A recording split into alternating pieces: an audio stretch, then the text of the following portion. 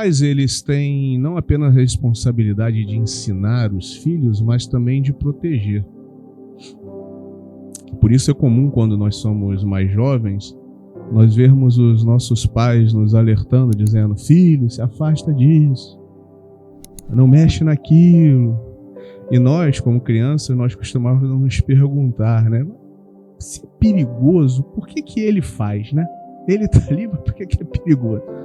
Eu lembro que, quando eu era bem mais novo, os meus pais, eles criavam porcos. E depois que matava o porco, tinha um processo com maçarico para poder tirar a pele, né? Aí o meu pai ficava... E eu era criança, eu ficava com a vontade de brincar com aquilo também. Não pode. A questão é que existem coisas que, embora pareçam simples para um adulto, possam ser simples para um adulto, como cortar um bife, por exemplo, para uma criança é algo perigoso. E esse alerta, ele tem um propósito pedagógico, né? O propósito de evitar que aquele pequeno ser que a gente ama tanto venha se machucar. A relação entre pastores e fiéis na igreja deve refletir essa mesma afetividade, esse mesmo carinho, esse mesmo cuidado. Quando Paulo escreve a sua segunda carta a Timóteo, é consenso entre os estudiosos que ele estava prestes a enfrentar o martírio, né? Ele estava preso em um calabouço romano à espera do dia derradeiro. Em vez de se demonstrar revolta contra o Estado ou ficar se lamentando da sua condição, Paulo se concentra, entre outras coisas, né, porque já havia falado com Timóteo sobre a necessidade de sermos constantes na fé, de nos afastarmos de tudo aquilo que é profano, mas ele se concentra em alertar o jovem pastor sobre os perigos dos últimos dias. E é esse texto que nós vamos analisar nessa manhã. A igreja pode se colocar de pé. Vamos abrir as nossas Bíblias na segunda carta de Paulo a Timóteo, no capítulo 3, versículos de 1 ao 5. Segunda carta de Paulo a Timóteo, capítulo 3, versículos de 1 ao 5. Todos acharam? Diz assim a palavra do Senhor: sabe, porém, isto, que nos últimos dias sobrevirão tempos trabalhosos, porque haverá homens amantes de si mesmos, avarentos, presunçosos, soberbos, blasfemos, desobedientes a pais e mães, ingratos, profanos, sem afeto natural, irreconciliáveis, caluniadores, intemperantes, cruéis, sem amor para com os bons, traidores, obstinados, orgulhosos, mais amigos dos deleites do que amigos de Deus, tendo aparência de piedade, mas negando a eficácia dela. Destes, afasta-te. A igreja pode se assentar.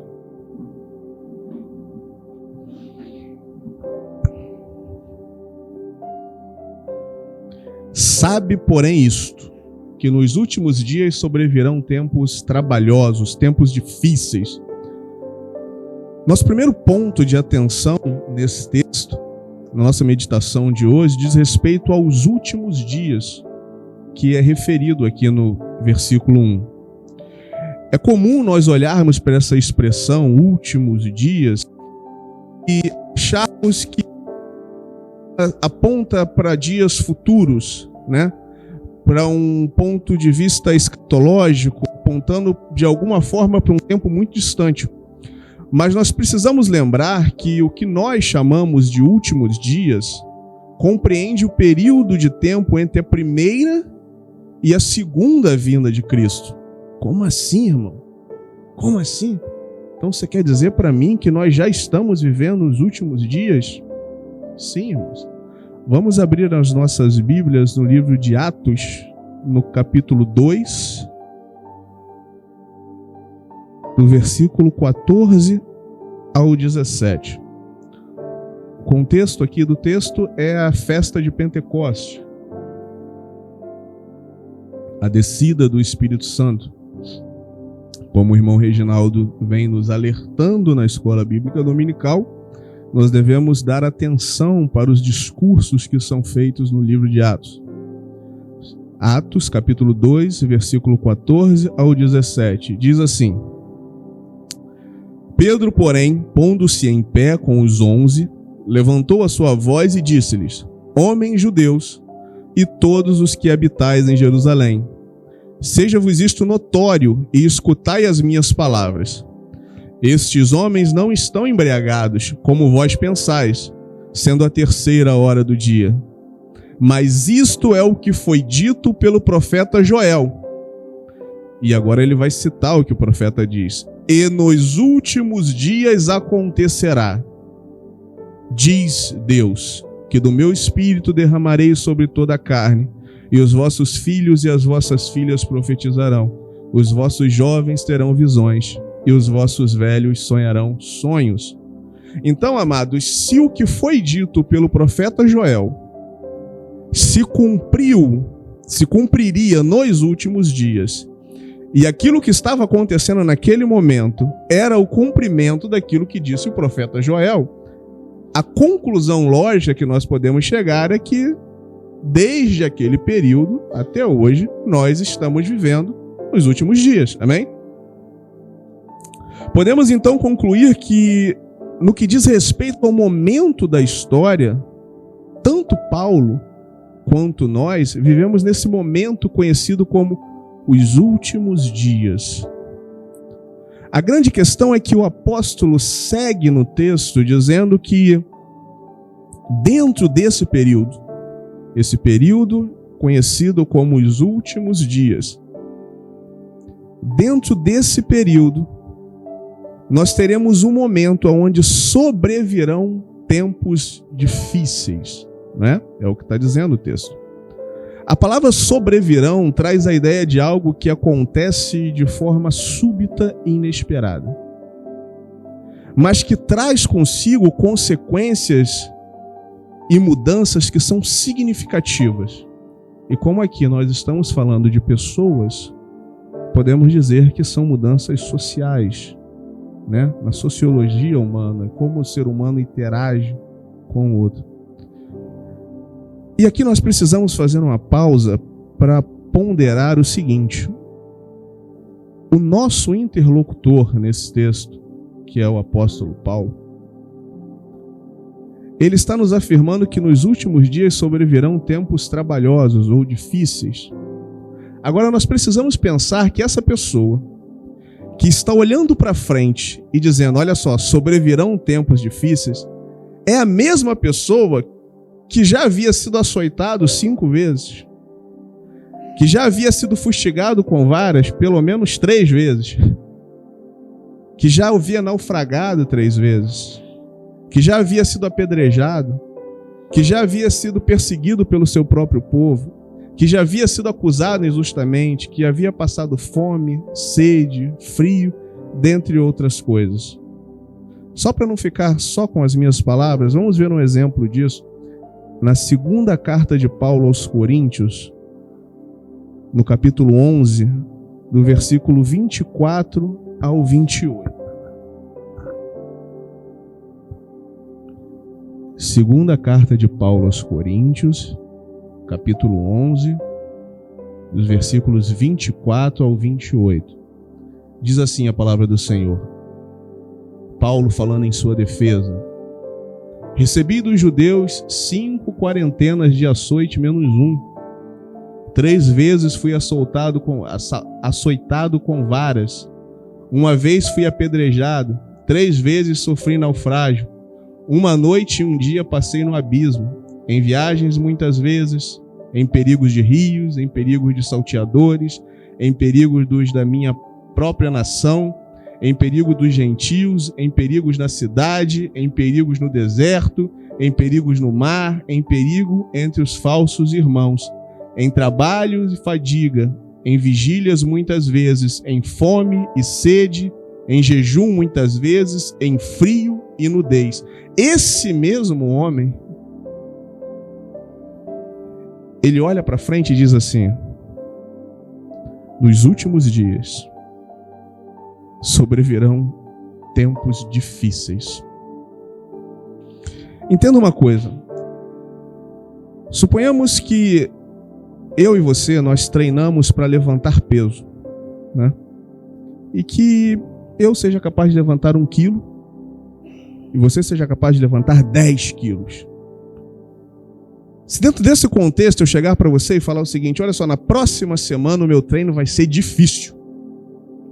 Você vai olhar e vai dizer: mas Carlos levanta 1 quilo, eu levanto 10. O que seria um treino difícil para ele? De repente levantar 5 quilos? Oh, que absurdo. Mas seguindo essa mesma linha de pensamento, imagine que você continua levantando os mesmos 10 quilos, mas eu sou capaz de levantar 100 quilos. E eu chego para você da mesma forma e falo para você assim: olha só, semana que vem o meu treino vai ser difícil. Percebe que a sua perspectiva muda? Quanto que esse cara vai carregar na semana que vem? Ele já pega 100. Quando alguém que passou pelo que Paulo passou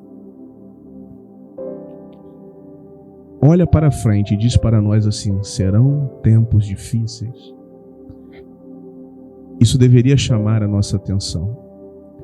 Isso deveria acender uma luz e dizer assim: rapaz, eu preciso me preparar de alguma forma para o que há de vir.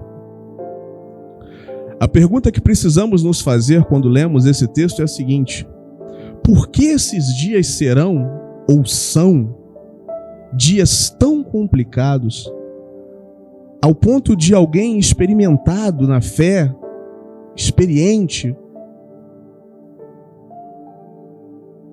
olhar para ele e falar: serão dias complicados? Se nós lermos os versículos 2 ao 4, nós vamos ver o porquê dessa problemática, dessa dificuldade. Capítulo 3 da segunda carta de Paulo aos Timóteos, versículo 2 ao 4, diz o seguinte: porque haverá homens amantes de si mesmos, avarentos, presunçosos, soberbos, blasfemos, desobedientes a pais e mães, ingratos, profanos, sem afeto natural, irreconciliáveis, caluniadores, incontinentes, cruéis, sem amor para com os bons, traidores, obstinados, orgulhosos, mais amigos dos deleites do que amigos de Deus. Em resumo, o que o texto nos afirma é que, subitamente, as relações sociais vão se deteriorar, tornando a sociedade cada vez mais sombria e distante de Deus. Se nós notarmos, se nós olharmos para o texto com atenção, nós vamos perceber que há uma ordem de intensidade, onde o ponto de largada é o homem como centro de si mesmo. Haverá homens amantes de si mesmo, ou haverá homens egoístas. Passando pela deterioração moral em relação à família, desobedientes a pais e mães, ou seja, sem respeito à autoridade. Pai e mãe representam a autoridade. E desaguando no afastamento de Deus, mais amigos dos deleites, dos prazeres, da sua própria vontade, do que amigos de Deus. Percebam que isso é um movimento natural. Se nós não conseguimos amar o nosso próximo, como que nós vamos ter um relacionamento com Deus? Se eu não respeito meu pai e a minha mãe, como que eu vou respeitar a Deus? Nós poderíamos, nesse momento, comentar sobre cada uma dessas palavras que nós lemos aqui. Mas eu creio que você já tenha entendido o porquê desses dias serem dias trabalhosos. Eu creio que você já tenha entendido o porquê é tão importante o alerta de Paulo sobre os últimos dias.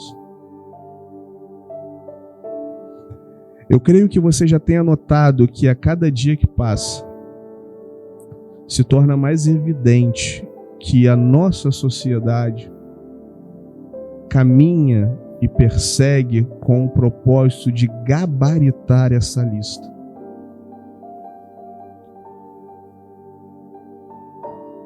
Não há muito tempo atrás,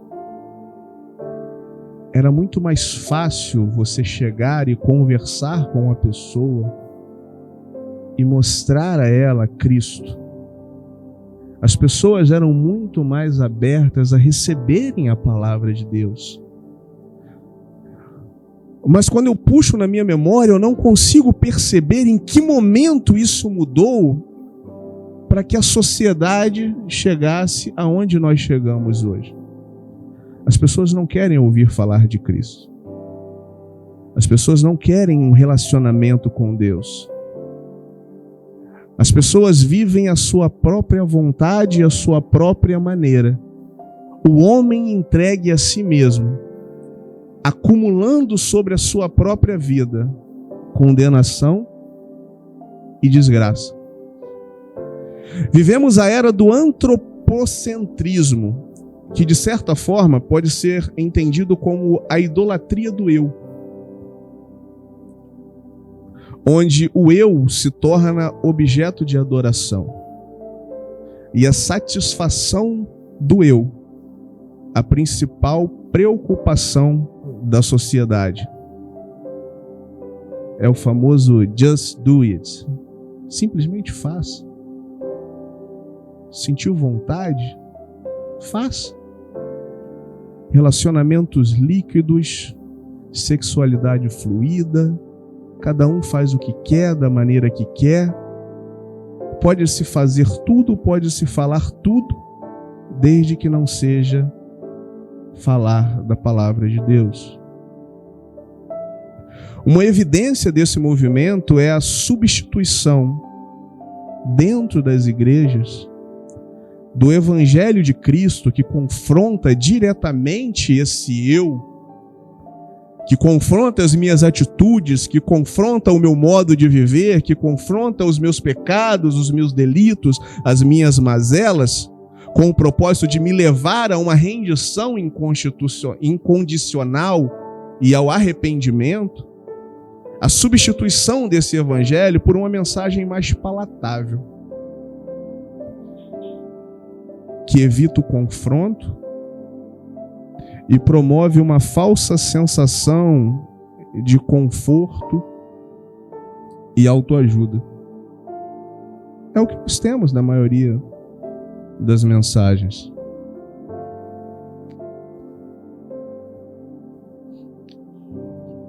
E enquanto eu meditava sobre isso,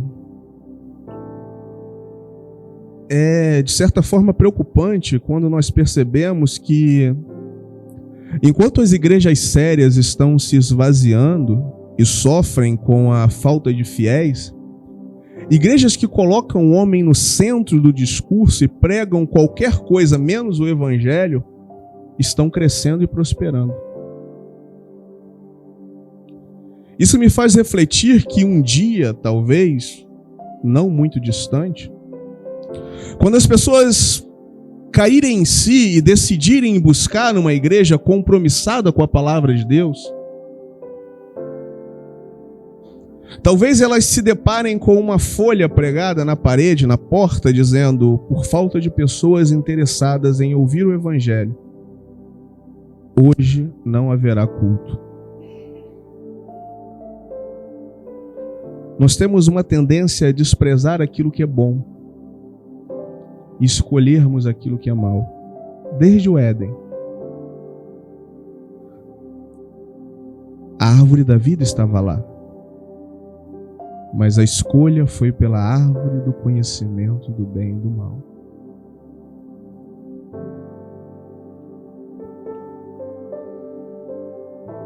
A pergunta que devemos nos fazer é a seguinte: como nós, como homens e mulheres de Deus, trabalhamos ou temos trabalhado nesses dias?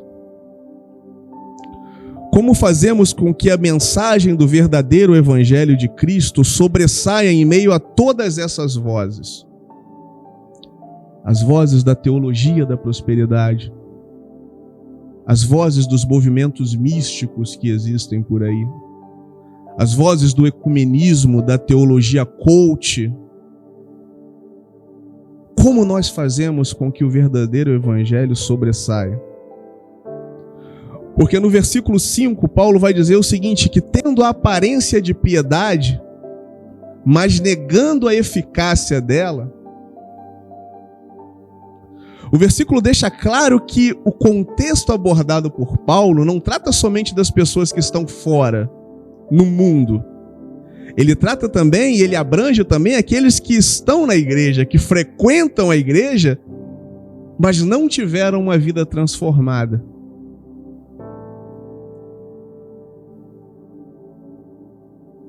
Aparência de piedade, mas negando a sua eficácia. Pessoas que trazem uma aparência de natureza temente a Deus, mas que na verdade não permitem que suas vidas sejam transformadas por Ele. Igrejas onde o número de pessoas aumenta exponencialmente a cada mês, e a cada novo mês é um novo número de membros, mas as pessoas não têm compromisso com Cristo, porque nunca tiveram a oportunidade de ouvir a palavra. Onde os líderes são carismáticos, te abraçam, te chamam de ovelhas, mas não tem caráter, não tem pudor, não tem empatia,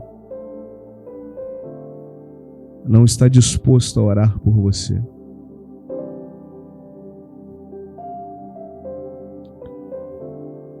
Eu confesso para os irmãos que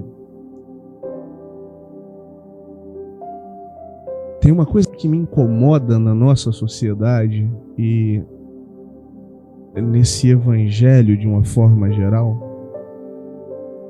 nesse movimento eclesiástico um tanto quanto conturbado. A coisa que me incomoda é a quantidade de profetas que nós temos. Eu fico pensando o seguinte, é difícil acreditar que a sociedade está da forma que está com essa quantidade toda de profetas. Parece que em cada esquina que você chega tem um profeta, mas não tem mudança.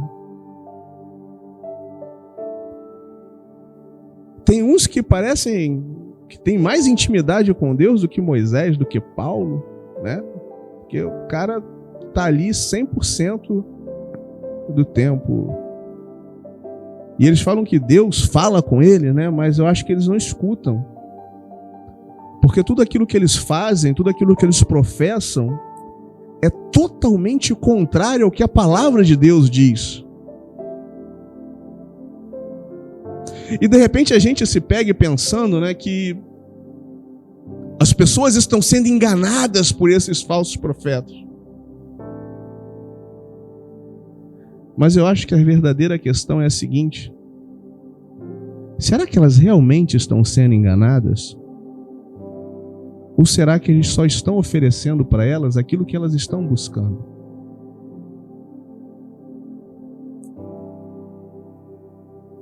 Até que ponto essas pessoas são enganadas, ou até que ponto elas chegam ali porque é isso que elas querem?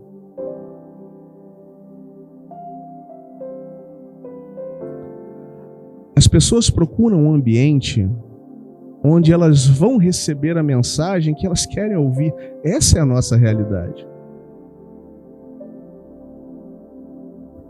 Elas não querem a mensagem que elas precisam ouvir. Elas pagam para estar, muitas das vezes, nesse tipo de ambiente.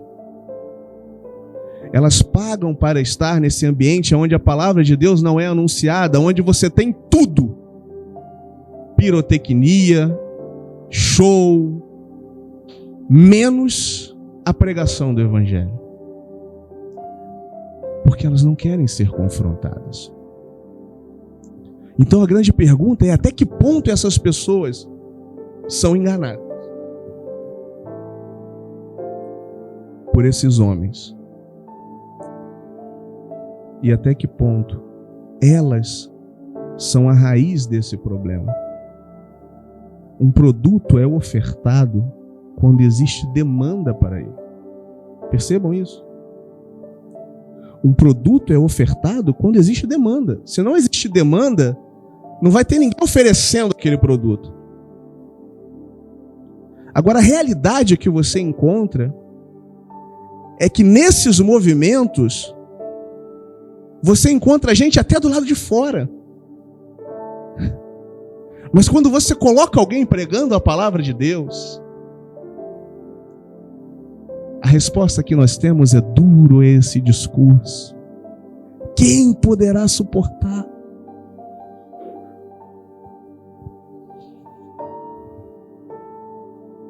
A advertência no texto é bem clara. Destes, afasta-te.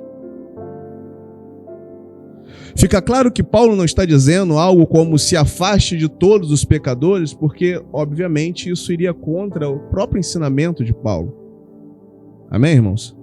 1 Coríntios 5, 9 ao 12, Paulo vai ser enfático dizendo que no versículo 10, isso não quer dizer absolutamente com os devassos desse mundo, ou com os avarentos, ou com os roubadores, ou com os idólatras, porque então vos seria necessário sair do mundo.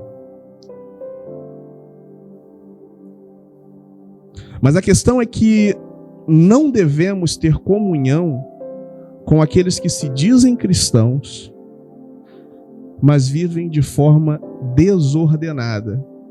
É o famoso fake crente, Ele é crente até a página 2, Esse é aquele que vai te desvirtuar, irmão. Que vai te levar para o abismo.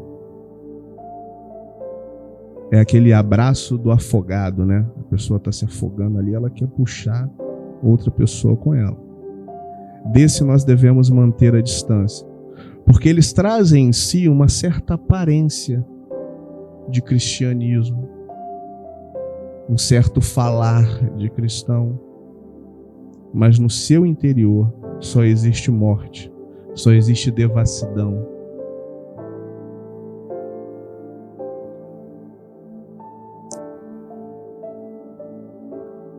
A igreja olha muito para fora e se preocupa muito com os que estão fora, com uma perseguição que vem de fora. E nós deveríamos olhar um pouco mais para aqueles que estão dentro, para aqueles que se dizem cristãos e não são, para aqueles que carregam a bolsa, aqueles que vão se encontrar na madrugada e te vender. Aqueles que vão te entregar, que vão te denunciar, não são os que estão fora. São os que estão dentro, irmãos. Esses são os verdadeiros. Esse é o verdadeiro perigo. Os que estão fora, você já espera um determinado comportamento. Agora que nós já entendemos que nós estamos vivendo nos últimos dias, agora que compreendemos que ao contrário do senso popular, que diz que as coisas vão melhorar, nós vimos que o texto nos revela que o tecido social, na realidade, vai se deteriorar ainda mais. Diante disso, é crucial refletirmos sobre o nosso posicionamento em relação a tudo isso. Será que estamos nos unindo aos que trabalham incansavelmente nesses dias difíceis? Ou estamos vivendo no auge do egocentrismo e da busca desenfreada pela satisfação pessoal?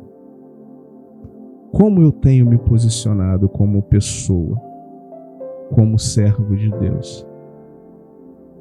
Nossas vidas estão sendo transformadas dia após dia na presença de Deus pelo Espírito Santo? Ou nós estamos apenas mantendo uma aparência de santidade? Eu gosto muito do exemplo do aluno do curso de idiomas que cola na prova de inglês. Ele não está fazendo vantagem alguma.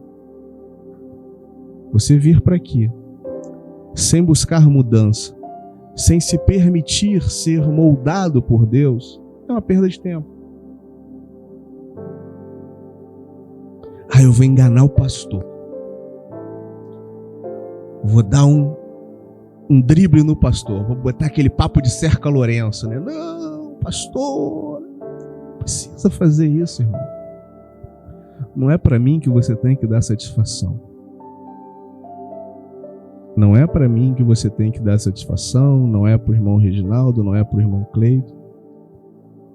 Você tem que dar satisfação para Deus. Ele sabe. É isso que deveria fazer você tremer. Você não deveria se preocupar se o pastor passa e te vê numa situação constrangedora, complicada, não. Você deveria se preocupar porque Deus está vendo a todo momento, todo instante, Ele está ali, Ele está perceptível aquilo que você está fazendo. Isso é o que deveria fazer com que você tremesse. Não o pastor. A minha responsabilidade, irmãos, é te dizer o caminho que você deve seguir. O meu comprometimento tem que ser em chegar aqui e te anunciar a verdade. O máximo que eu posso fazer por ti é te dar uma ideia. Irmão, isso aí não vai dar muito certo, não. Agora, o que você faz quando sai daqui é você e Deus. Mas saiba uma coisa.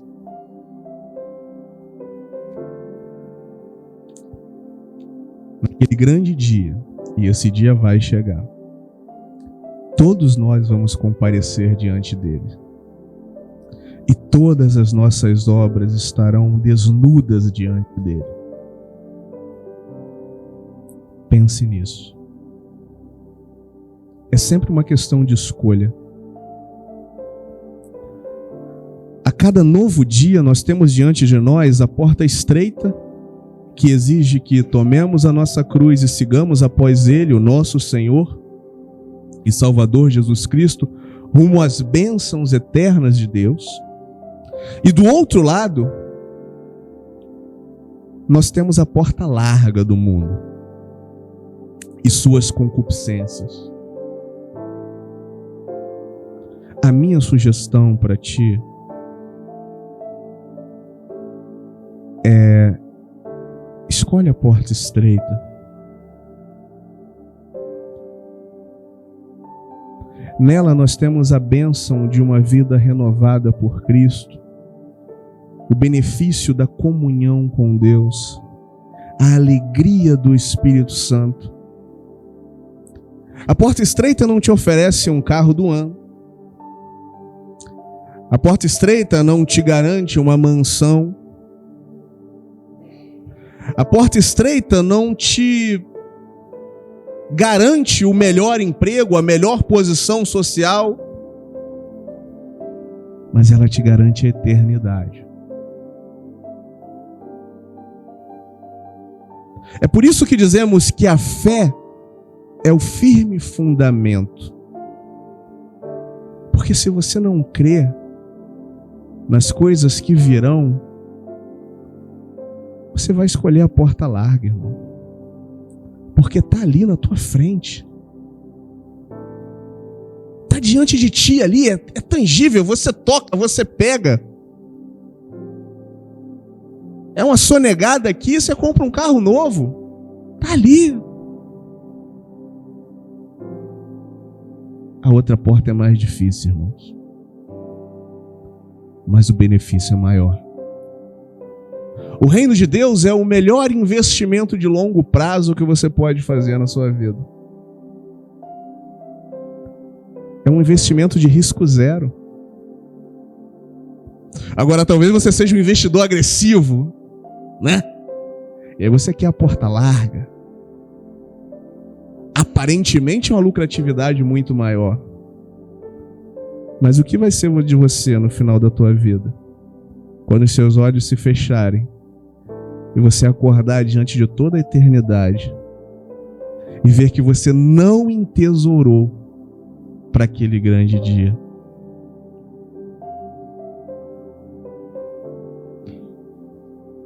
Se você está afastado do Senhor,